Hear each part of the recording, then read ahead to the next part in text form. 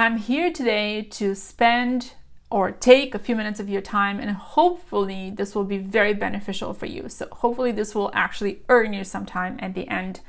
What are some summer activities you can do if you're in high school?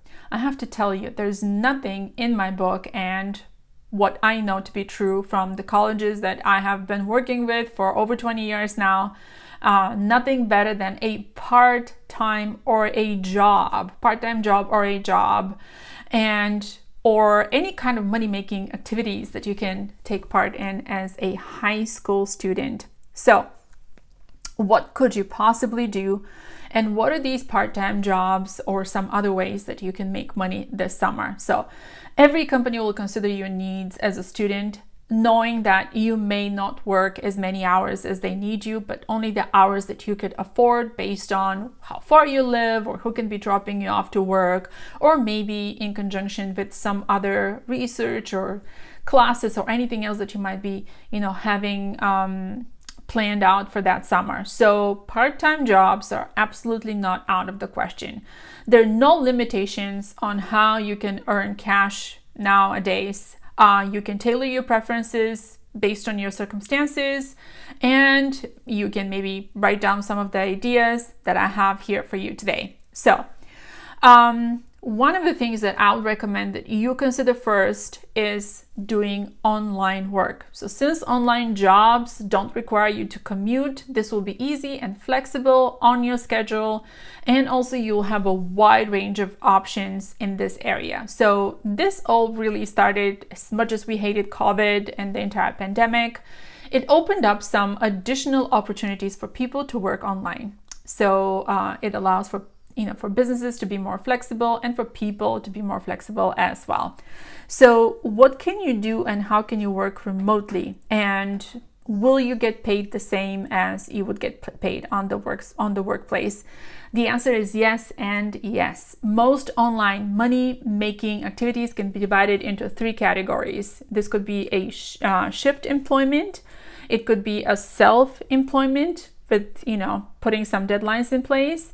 And you can also think of self-employment in terms of ownership. So you could be a self-employed as a outsourcing your skills, or you could be a, self-employed where you decide your schedule and you decide your activities and what it is that, you want to do. It might be related to something you really care about also.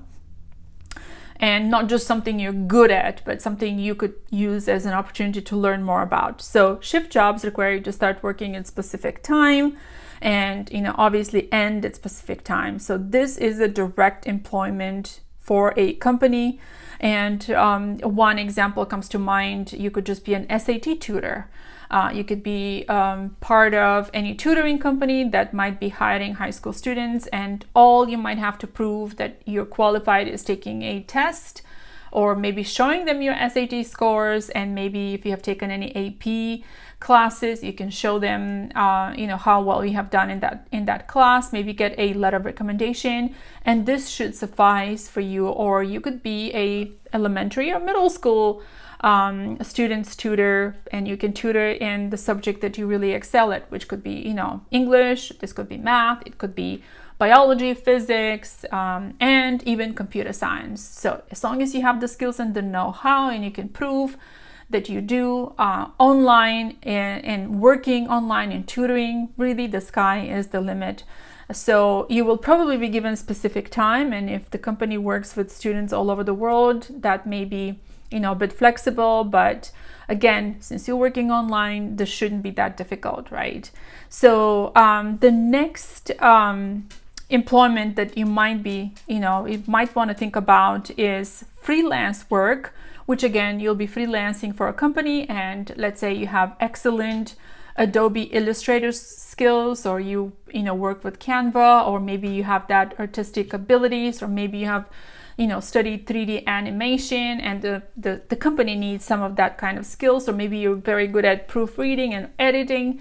This will be amazing for you to kind of dabble in. You will improve a lot of these abilities for yourself when you're given these tasks. You might have to learn a little more on your time, but again, since this will be online and this is flexible, there's no better chance for you than to kind of jump in and, earn a little extra cash this way. So it's an excellent opportunity. And I would suggest before you start out anything like that, do speak with the company and ask them if they will be willing to give you a letter of recommendation for the work you have done.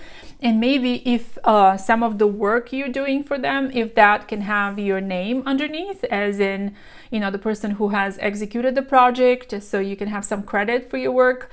Or, if they will be okay with you creating a portfolio for yourself. So let's say that you're working on the company's Instagram account, or if you're designing any flyers or any kind of, artistic work for them, if they will be okay with you retaining some of this work as for your portfolio, and you can share that as, okay, this is the work I have done for XYZ company, or maybe this is the website that you build for them. So again, everyone will kind of benefit from this endeavor. So this is a good opportunity for you to earn some cash over summer and add it to your resume as an hands-on experience, real life experience. Very, very valuable, really, truly valuable. Trust me on that. Okay, so freelance work, again, as I mentioned earlier. And the last method that I kind of mentioned will be the self-employment. And I mean, you can do a variety of things. I've had a student in the past who actually was, this was quite interesting. He started this as a joint venture with one of his friends, and they were growing and selling fish, and he designed the website and he actually installed the payment methods. And he figured out how to sell and how to market. So it was not just, the activity in and of itself of selling fish, but it was a lot that he learned in the process. And he learned a lot about supply and demand and shipping and delivering and business and website development, and it was just amazing. He was, of course, a very naturally curious, very outgoing personality. So you will hone all kinds of skills alongside of this employment, and it will be just really beneficial for you. So when I say that jobs really matter, and you're able to kind of vouch for your personality as someone who is very organized, someone who is able to function in real life, and you're not just producing a piece of paper and an assignment and all you want to do is just get an A, but you're going out there in real life, working with real life problems, solving these problems, working with people, really contributing to yourself and to society as well. So it is very, very valuable activity. The next thing you can approach is working for any retail area or restaurant industry. Look around. There are many jobs in retail, restaurants. They usually do not require any kind of special skills, not prerequisites really for most parts, other than just being courteous and being on time and, just being organized, having that pleasant personality, being being nimble, flexible, able to learn and get feedback. So you can look for any kind of employment in grocery stores and small kind of shops and boba places and all kinds of establishments that sell products and services, and even private pharmacies. Sometimes I had a pharmacy that employed one of my students who approached them for employment. So you can have your resume ready, and anytime you see a sign as you walk by, you can approach them, you can leave your resume or fill in the application and speak to maybe a manager on the spot right there and see, how you feel about it, and if they're ready to offer you a flexible schedule, and how do you feel about the entire experience. So many times these kinds of jobs also carry lots of valuable weight on your resume, because they really show that you're able to interact with people and you can solve problems on the spot.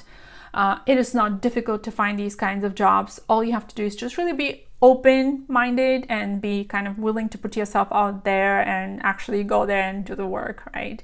So since you don't need to have any special degree or you don't have to have any special experience, they might be even willing to train you, and they might even be very happy, to offer you these opportunities. So there are many, many options out there.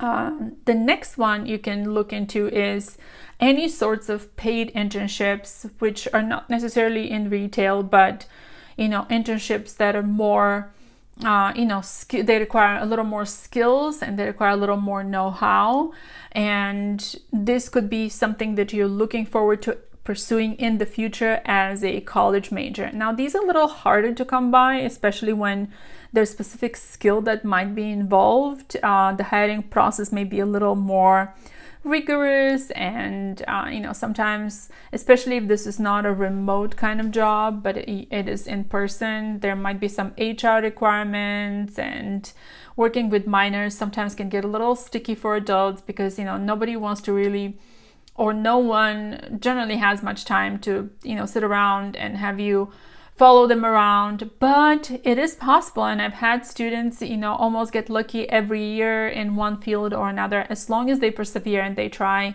it has happened.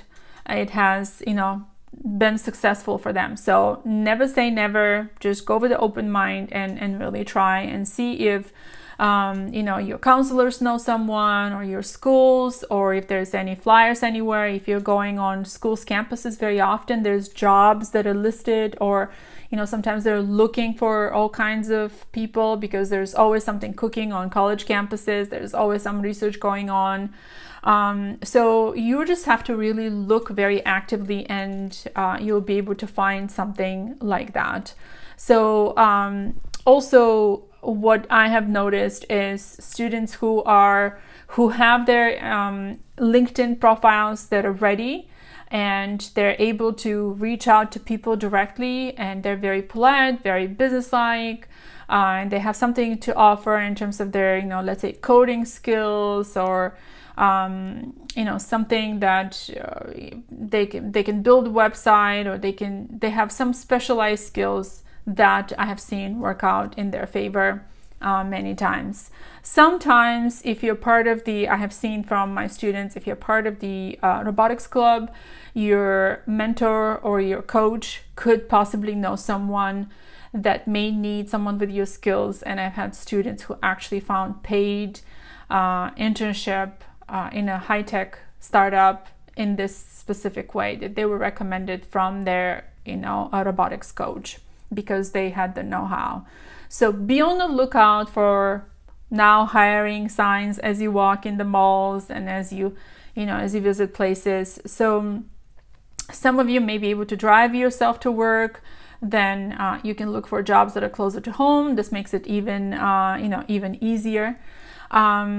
Search for online job openings, and be ready with your resume so you can apply. If you look at Indeed or Glassdoor, you'll be able to these are two convenient websites that have lots of listings. So begin viewing the places that are hiring near you. I would start there.